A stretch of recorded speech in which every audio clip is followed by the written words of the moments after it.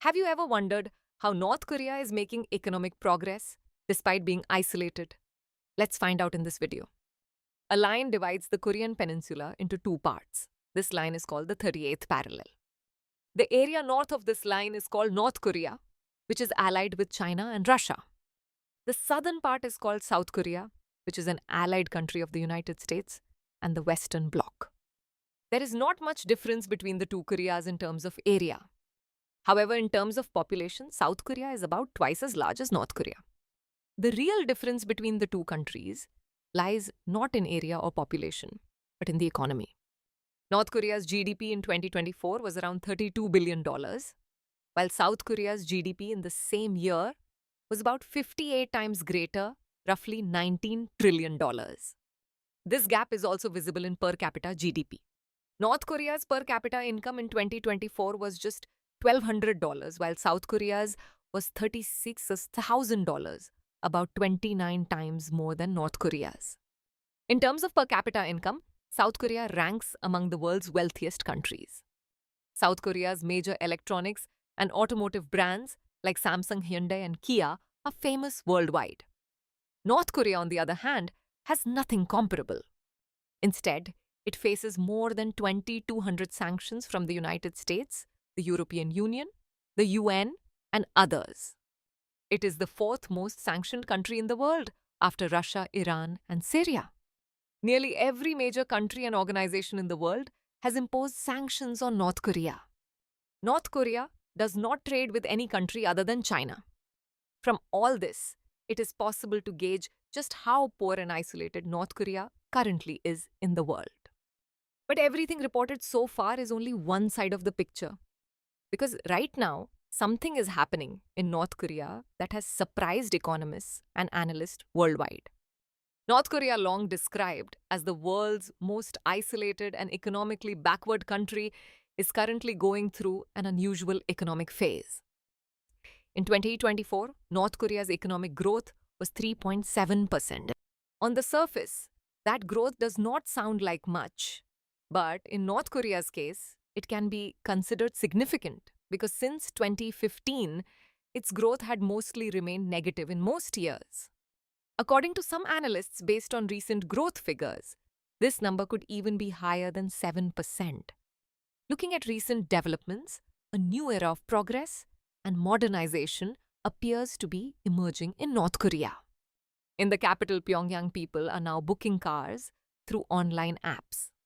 Fast food restaurants and shops are processing digital payments through QR code scanning instead of cash. And people are doing online shopping and food delivery from home using smartphones. These experiences are being shared by people who have visited North Korea multiple times on different occasions. Private cars, buses, trucks, especially electric cars imported from China, are now commonly seen on the roads. Meanwhile, nighttime light intensity in North Korea has become 3 times greater compared to 2019, meaning cities have become brighter. In the past year alone, 10,000 new homes have been built in Pyongyang, a number greater than the housing built in a year in major American cities like Los Angeles or Chicago. Along with this beautiful seaside waterfront skyscrapers, a greenhouse complex larger than New York's Central Park, the country's largest hospital, and a long-delayed hydroelectric power plant have all been completed. It is not just the capital. Since 2024, under the government's new 20 by 10 policy, over the next 10 years, 20 different regional factories are being established annually across the country's provinces in order to boost agricultural production and eliminate regional disparity. Looking at updated satellite images, construction on the Korean side of a new road bridge being built between Russia and North Korea is nearly complete, one that will, for the first time, enable direct trade traffic beyond the single existing railway link. All these changes indicate that North Korea's infrastructure and everyday urban life are rapidly modernizing. But the question arises, how is all this happening in North Korea despite severe international sanctions and isolation? What is the real reason behind it?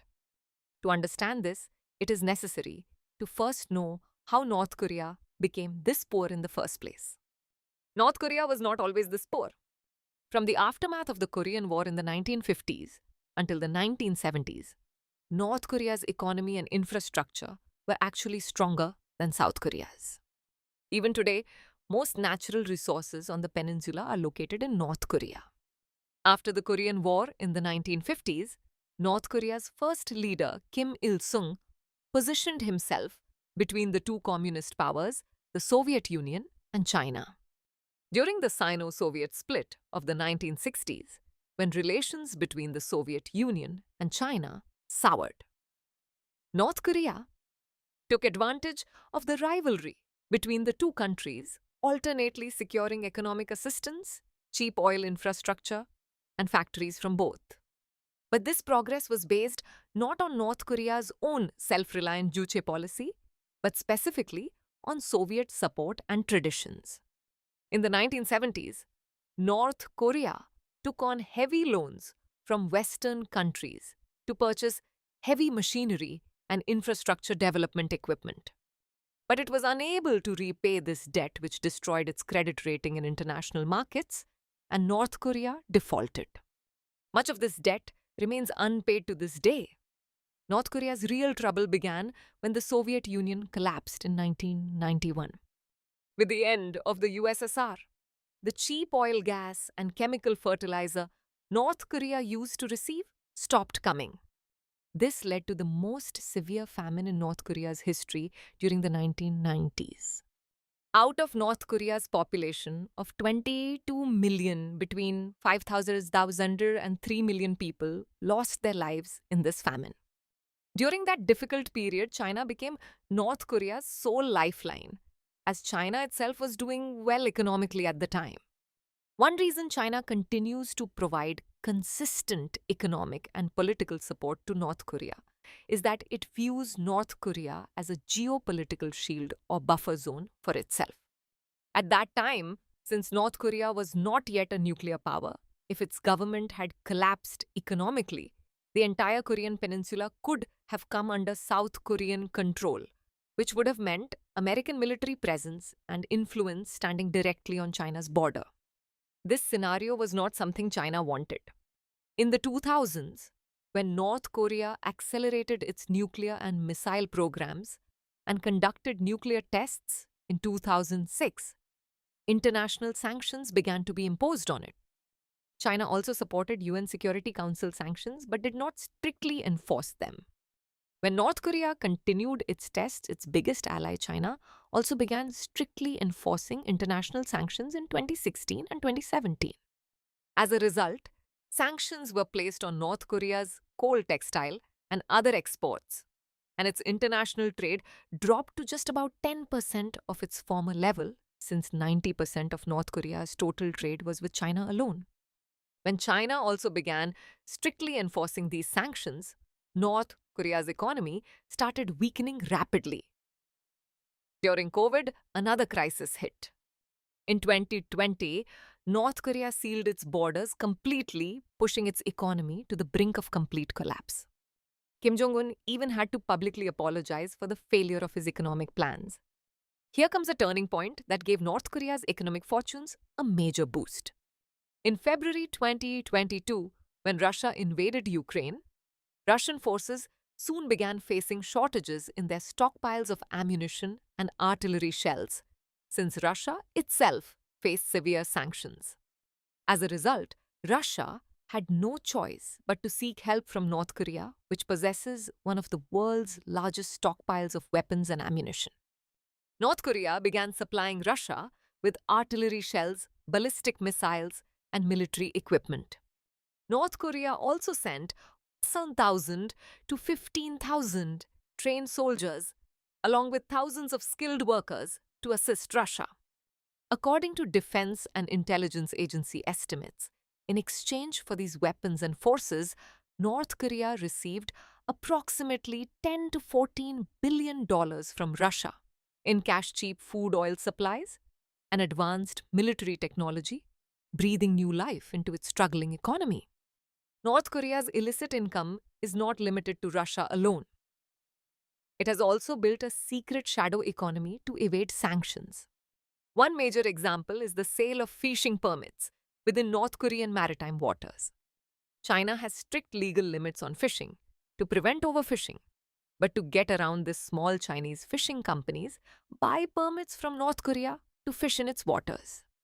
According to Global Fishing Watch, roughly 1/10 of China's distant water fishing fleet illegally fishes in North Korean waters.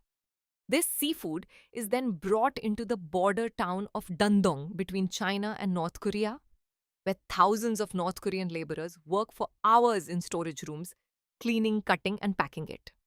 After this process, the seafood is exported into international supply chains, labeled Made in China. It even ends up in major grocery chains in South Korea and the United States. This entire cycle generates millions of dollars in revenue for the North Korean government. Another major part of North Korea's recent economy is illegal cyber hacking and cryptocurrency theft. North Korea's state-sponsored hacking groups, such as the well-known Lazarus Group, have stolen more than $2 billion by hacking global cryptos.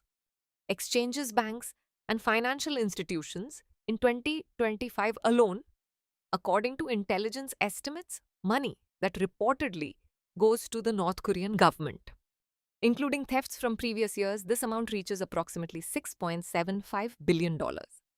Beyond this shadow economy, more than 90% of North Korea's legal trade is with China.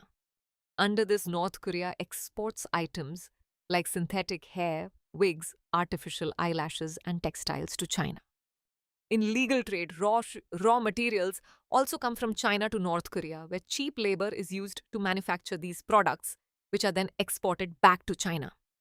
From there, China exports these finished products worldwide. When powerful nations impose overly strict sanctions on a country, that country finds new ways and alternative workarounds to sustain itself. North Korea has now become skilled at exactly that. Economists say that this boom and prosperity in North Korea is fragile and superficial. The reason is that this growth is not the result of any real reform of fundamental productive capacity, but rather the product of illegal trade, black markets, cyber theft, and a temporary favorable geopolitical situation. If the war in Ukraine ends, or if China tightens its border controls, North Korea's current economic momentum could collapse just as quickly as it began. For now, despite facing sanctions from around the world, North Korea has performed well economically. If you find this video informative, like this video. For more informative videos like this, subscribe to our channel. Thank you.